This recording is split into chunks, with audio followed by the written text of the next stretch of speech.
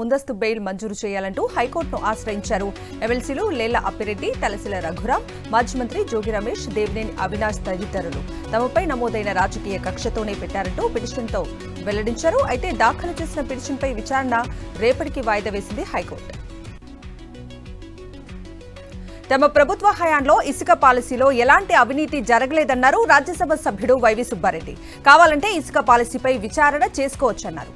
అటు ఏపీ అభివృద్ధికి ప్రత్యేక హోదా ఇవ్వాల్సిందే అన్నారు వైవి సుబ్బారెడ్డి. విభజన చట్టం ప్రకారం రాష్ట్రానికి నిధులు రాబట్టాలని ప్రభుత్వానికి సూచించారు. విశాఖలో స్టీల్ ప్లాంట్ కార్మికుల మహాధర్నా చేపట్టారు. పోరాట కమిటీ ఆధ్వర్యంలో ఆందోళనకు దిగారు. విశాఖ స్టీల్ కు సొంత గనులు కేటాయించాలని డిమాండ్ చేస్తున్నారు. అలాగే స్టీల్ ప్లాంట్ ను పూర్తి సామర్థ్యంతో నడపాలని కోరుతున్నారు. స్టీల్ ప్లాంట్ ను సైడ్లో విలీనం చేయాలని నినాదాలు చేస్తున్నారు. దాంతో పాటు కార్మికుల సమస్యలు కూడా పరిష్కరించాలని డిమాండ్ చేస్తున్నారు. నేడు విశాఖకు కేంద్ర ఉక్కు శాఖ మంత్రి కుమారస్వామి రానున్నారు. రేపు స్టీల్ ప్లాంట్ ను పరిశీలించనున్నారు కుమారస్వామి. స్టీల్ ప్లాంట్ ను ప్రైవేటీకరించడానికి కేంద్ర ప్రభుత్వం ప్రయత్నిస్తుండగా ఎట్టి పరిస్థితుల్లో అలా జరగడానికి వీల్లేదని స్టీల్ ప్లాంట్ ఉద్యోగులతో పాటు అన్ని రాజకీయ పార్టీలు నినదిస్తున్నాయి. ఈ నేపథ్యంలో కేంద్ర మంత్రి కుమారస్వామి రాక ప్రాధాన్యత సంతరించుకుంది. ఫోన్ ట్యాపింగ్ వ్యవహారంపై ఇవాళ హైకోర్టులో విచారణ జరగనుంది. ఇప్పటికే ఫోన్ ట్యాపింగ్ దర్యాప్తుపై ప్రభుత్వం కౌంటర్ దాఖలు చేసింది. హైకోర్టు జడ్జిలు, రాజకీయ నేతలు, జర్నలిస్టులు, బ్యూరోక్రాట్స్ ఫోన్లు ట్రాప్ చేశారని కౌంటర్లో పేర్కొన్నారు పోలీసులు. గత విచారణలో కేంద్ర ప్రభుత్వాన్ని కౌంటర్ దాఖలు చేయవలసిందిగా హైకోర్టు ఆదేశించింది. దీనిపై ఇవాళ మధ్యాహ్నం 2:30 ఫోన్ ట్యాపింగ్ పై విచారణ జరగనుంది.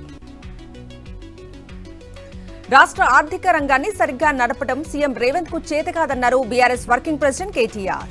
అందుకే ఇప్పుడు నిధుల సమీకరణకు ఒక ప్రమాదకరమైన మార్గం ఎంచుకున్నారన్నారు. తెలంగాణ పరిశ్రమల శాఖకు చెందిన 20,000 కోట్ల విలువైన 400 ఎకరాల ప్రభుత్వ భూములను ప్రైవేట్ ఫైనాన్స్ కంపెనీలకు తనఖా పెట్టి 10,000 కోట్లు సమీకరించాలని భావిస్తున్నట్లు సమాచారం ఉందని మండిపడ్డారు. ఏపీ బీజేపీ అధ్యక్ష మార్పుపై తీవ్ర చర్చ నడుస్తోంది. పురంధేశ్వరి మార్పుపై బీజేపీ అధిష్టానం తర్జన పడుతున్నట్టు తెలుస్తోంది. ఆమెను కొనసాగించాలా వద్దా అనే అయోమయంలో ఉన్నారు.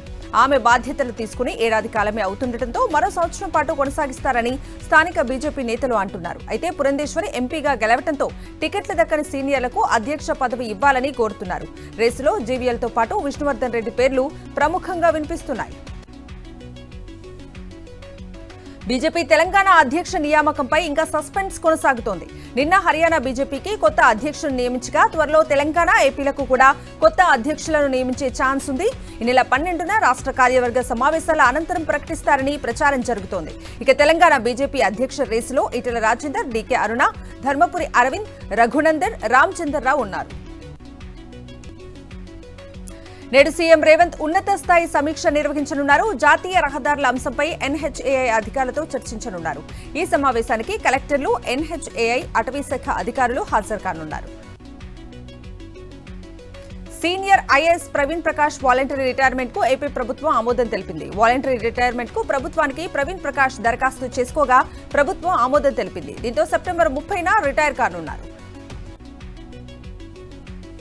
ఉమ్మడి వరంగల్ జిల్లా తాడ్వాయి మండలం తక్కళ్లగూడెం నూతన పాఠశాలను ప్రారంభించారు మంత్రి సీతక్క. దాతల సహాయంతో కేవలం 15 రోజుల్లోనే ఆదివాసీ గూడెం పిల్లల జీవితాల్లో వెలుగులు నింపారు. జీ తెలుగు ఛానల్లో ప్రసారమైన స్కిట్ ను వీక్షించిన మంత్రి సీతక్క పాఠశాల నిర్మిస్తానని చెప్పి ఇచ్చిన మాటను నిలబెట్టుకున్నారు.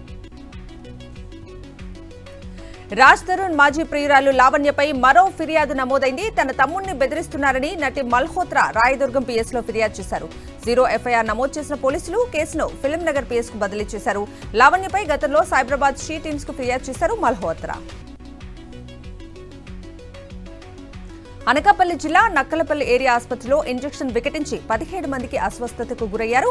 వివిధ రోగాలతో 2 రోజుల క్రితం ఆసుపత్రిలో ఇన్ పేషెంట్స్ గా చేరగా సెపోటాక్సిన్ ఇంజెక్షన్ ఇవ్వడంతో వణుకు, వాంతులతో రోగులు ఇబ్బందికి గురయ్యారు. దీంతో అలర్ట్ అయిన అధికారులు మెరుగైన వైద్యం కోసం అనకాపల్లి ఏరియా ఆసుపత్రికి తరలించారు. నేడు హజ్ యాత్రికులు ఏపీకి తిరుగునానున్నారు. రాష్ట్రం నుంచి హజ్ యాత్రకు 800 మంది యాత్రికులు వెళ్లగా 3 రోజుల పాటు ఏపీకి రానున్నారు. ఏపీ ప్రభుత్వం ఏటా హజ్ యాత్ర కోసం ప్రత్యేక విమానాల్లో యాత్రికులను పంపిస్తున్నారు. వీరంతా మే ఆఖరి వారంలో హజ్ యాత్రకు బయలుదేరి వెళ్లారు. చిత్తూరు జిల్లా కుప్పంలో నాటుసారా స్థావరాలపై పోలీసులు దాడులు నిర్వహించారు. బీడీ చేన్లు గ్రామంలో నాటుసారాను స్వాధీనం చేసుకున్న అధికారులు నాటుసారా నిర్వాహకురాలు మంజుల కోసం గాలింపు చర్యలు చేపట్టారు. వరంగల్ జిల్లా వర్ధన్నపేటలోని శ్రీ చైతన్య టెక్నో స్కూల్లో విద్యాశాఖ ఉన్నతాధికారులు తనిఖీలు చేపట్టారు. అనుమతులు లేకుండా పేర్లు మార్చి అధిక ఫీజులు వసూలు చేస్తున్నారన్న ఆరోపణలతో సోదాలు చేపట్టినట్లు అధికారులు తెలిపారు. నిబంధనలు అతిక్రమించిన పాఠశాల యాజమాన్యానికి నోటీసులు జారీ చేశారు. మంచిర్యాల జిల్లా దండేపల్లిలో నిషేధిత పొగాకు అంబార్ బ్యాగ్లను పోలీసులు పట్టుకున్నారు. చెలుకగూడెం వద్ద పోలీసులు వాహనాలు ప్రత్యేక తనిఖీలు చేపట్టగా అక్రమంగా తరలిస్తున్న పొగాకును గుర్తించారు. మొత్తం 24 బ్యాగ్లను స్వాధీనం చేసుకోగా వాటి విలువ సుమారు 6 లక్షల రూపాయలు ఉంటుందని పోలీసులు తెలిపారు. మహబూబాబాద్ లో 10 నెలల చిన్నారికి 18 లక్షల నోట్లతో అలంకరించి నిర్వహించిన వేడుక ప్రత్యేక ఆకర్షణగా నిలిచింది. ప్రతి నెల ఒక్కో విధంగా వేడుక నిర్వహిస్తుండగా 10వ నెలను విభిన్నంగా నిర్వహించాలన్న ఉద్దేశంతో వేడుక చేసినట్లు పాప తల్లిదండ్రులు తెలిపారు. నిత్యం లక్ష్మీదేవి ఆశీస్సులు ఉండాలని మురిసిపోతూ కూతురుపై ప్రత్యేక అభిమానాన్ని చాటుకున్నారు. మహబూబాబాద్ లో ఒక కానిస్టేబుల్ అసభ్యకరమైన పదజాలంతో దూషించాడని ఆరోపిస్తూ ఒక యువకుడు నిద్రమాత్రలు మింగి ఆత్మహత్య యత్నానికి పాల్పడిన ఘటన చోటు చేసుకుంది. ఫిర్యాదు చేయడానికి వచ్చిన తనపై అకారణంగా తిట్టాడని బాధితుడు వాపోయాడు. విషయం తెలుసుకున్న అధికారులు విచారణ జరిపి చర్యలు తీసుకుంటామని తెలిపారు. 3 పిల్లలతో సహా తండ్రి ఆత్మహత్య యత్నానికి పాల్పడిన ఘటన హైదరాబాద్ లో జరిగింది. అబ్దుల్లాపూర్ మెట్ పోలీస్ స్టేషన్ పరిధిలో ఇనాంగూడ చెరువులోకి 3 పిల్లలతో కారును తీసుకెళ్లాడు తండ్రి. వెంటనే గమనించిన స్థానికులు 4గురిని కాపాడారు. కిడ్నీ రాకెట్ పై పోలీసులు విచారణ వేగవంతం చేశారు. బాధితుడు మధుబాబుకు గుంటూరు ప్రభుత్వ ఆసుపత్రిలో మెడికల్ టెస్టులు నిర్వహించి మెరుగైన వైద్యం అందించారు డాక్టర్స్. లోన్ యాప్ నుంచి తీసుకున్న అప్పును తీర్చేందుకు మధుబాబు కిడ్నీని అమ్ముకున్నట్లు పోలీసులు గుర్తించారు. దీంతో లోన్ యాప్ ద్వారా తీసుకున్న అప్పులపై కూడా విచారణ జరుపుతున్నారు. అతని నుంచి కీలక సమాచారంతో ఇప్పటికే స్పెషల్ టీంను రంగంలోకి దించారు గుంటూరు పోలీసులు. తిరుపతిలో డయేరియా డేంజర్ బెల్స్ మోగిస్తోంది. పాస్ మనోవికాస్ స్వచ్ఛంద సంస్థకు చెందిన 16 మంది డయేరియాతో ఆసుపత్రిలో చేరారు. ఇరుయా ఆసుపత్రిలో వారికి చికిత్సను అందిస్తున్నారు. డయేరియాతో నిన్న 2 దివ్యాంగులు మృతి చెందడంతో జిల్లా వైద్యాధికారులు అప్రమత్తమయ్యారు. ప్రజలకు అవగాహన కల్పిస్తున్నారు. డయేరియా ప్రబలే అవకాశం ఉన్న ప్రాంతాల్లో చర్యలు చేపడుతున్నారు. భారత సివిల్ సర్వీసెస్ చరిత్రలో తొలిసారి ఒక ఆసక్తికరమైన పరిణామం జరిగింది. ఇండియన్ రెవెన్యూ సర్వీస్ IRS లో పనిచేస్తున్న ఒక సీనియర్ అధికారి అన్ని అధికారిక రికార్డులో తన పేరు, లింగాన్ని మార్చుకున్నారు. ఈ తరహాలో చరిత్రలో తొలిసారి వచ్చిన అభ్యర్థనకు కేంద్ర ఆర్థిక మంత్రిత్వ శాఖ ఆమోదం తెలిపింది. దీంతో హైదరాబాద్ లో customs excise service tax appellate tribunal chief commissioner కార్యాలయంలో జాయింట్ కమిషనర్ గా పనిచేస్తున్న 35 ఏళ్ల ఎం అనసూయ ఇప్పుడు ఎం అనక్తీర్ సూర్యగా మారిపోయారు. ఆదిలాబాద్ జిల్లా కేంద్రంలోని గాంధీనగర్ ఏరియాలో పట్టణ పోలీసులు సిబ్బంది కలిసి కోఆర్డినేట్ సెర్చ్ నిర్వహించారు. అనుమానిత వ్యక్తులు, పాత నేరస్తుల ఇళ్లు, పలు షాపులు, అక్రమ మద్యం, పేలుడు పదార్థాలు, వాహనాలు మొదలైన వాటిని గుర్తించడానికి క్షుణ్ణంగా తనిఖీలు నిర్వహించారు. వాహనాల రికార్డులను పరిశీలించి సరైన పత్రాలు లేని వాటిని స్వాధీనం చేసుకున్నారు. తిరుమలలో పెరిగిన భక్తుల రద్దీ నెలకొంది. శ్రీవారి సర్వదర్శనానికి 8 గంటల సమయం పడుతోంది. నిన్న శ్రీవారిని 67,245 మంది భక్తులు దర్శించుకున్నారు.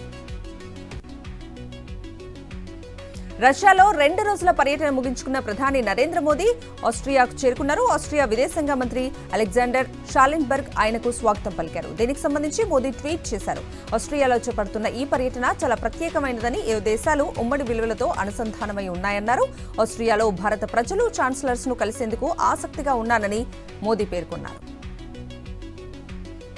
దేశవ్యాప్తంగా 7 రాష్ట్రాల్లోని 13 అసెంబ్లీ స్థానాలకు ఉప ఎన్నిక కొనసాగుతోంది. ఉదయం 7 గంటలకు ప్రారంభమైన పోలింగ్ సాయంత్రం 6 గంటలకు ముగియనుంది. పశ్చిమ బెంగాల్లో 4, హిమాచల్ ప్రదేశ్లో 3, ఉత్తరాఖండ్లో 2, తమిళనాడు, బీహార్, పంజాబ్, మధ్యప్రదేశ్లోని ఒక్కో స్థానానికి బైపోల్ నిర్వహిస్తోంది ఈసీ. ఎమ్మెల్యేల మరణం, సభ్యుల రాజీనామా సహా వివిధ కారణాలతో ఈ స్థానాలు ఖాళీ అయ్యాయి. ఢిల్లీలోని తెలంగాణ భవన్లో లాల్ దర్వాజా బోనాల వేడుకలు ఘనంగా జరిగాయి. ఈ బోనాలకు హర్యానా గవర్నర్ బండారు దత్తాత్రేయ, మాజీ ఎంపీ అంజన్ కుమార్ యాదవ్ హాజరయ్యారు. ఈ సందర్భంగా తెలంగాణ ప్రజలకు గవర్నర్ బండారు దత్తాత్రేయ బోనాల శుభాకాంక్షలు తెలిపారు. ఇవాళ భారత్ జింబాబ్వేల మధ్య 3వ T20 మ్యాచ్ జరగనుంది. హరారే వేదికగా సాయంత్రం 4:30 గంటలకు మ్యాచ్ జరగనుంది.